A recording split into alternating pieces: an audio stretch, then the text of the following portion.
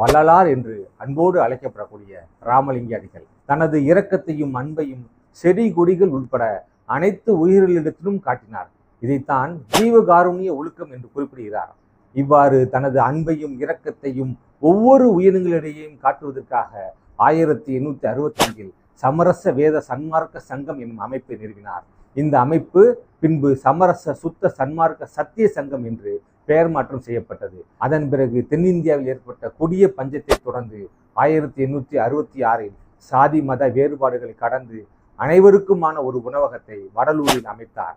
அன்று வள்ளலார் அவர்களால் வடலூரில் ஆரம்பிக்கப்பட்ட அந்த இலவச உணவகம் இன்று வரை பசி என்று வருவோரின் பசிப்பினியை போகக்கூடிய ஒரு இடமாக இன்றும் செயல்பட்டு கொண்டிருக்கிறது.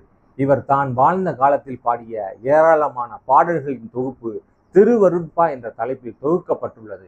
அவர் பாடிய எண்ணற்ற பாடல்களில் நம்மை கவர்ந்த பாடல் என்னவென்றால், எத்துணையும் வேதமுறாது எவ்வுயிரும் தம்முயிர் போல் எண்ணி உள்ளே ஒத்துரிமை உடையவராய் உவக்கின்றார் யாவர் அவர் உளந்தான் சுத்த சித்துருவாய் எம்பெருமான் நடமுறையும் இடமென நான் தேர்ந்தேன் அந்த வித்தகரதம் அடிக்கு ஏவல் புரிந்திட என் சிந்தை மிக விளைந்ததாலோ என்ற பாடல் தான் அது.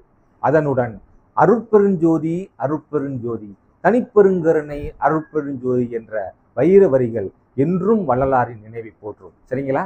தான் வாழ்ந்த காலத்தில் தனது கொள்கைகளையும் நெறிமுறைகளையும் மக்கள் பின்பற்றவில்லை என்று மனவருந்தி கூறிய வார்த்தைகள் தான் கடைவிருத்தேன் கொள்வாரில்லை என்ற வார்த்தைகள். ஆனால் இன்று வள்ளலார் ஏற்படுத்திய அந்த சீர்திருத்த கருத்துக்களை மக்கள் நினைவில் வைத்து போற்றிக் கொண்டிருக்கிறார்கள்.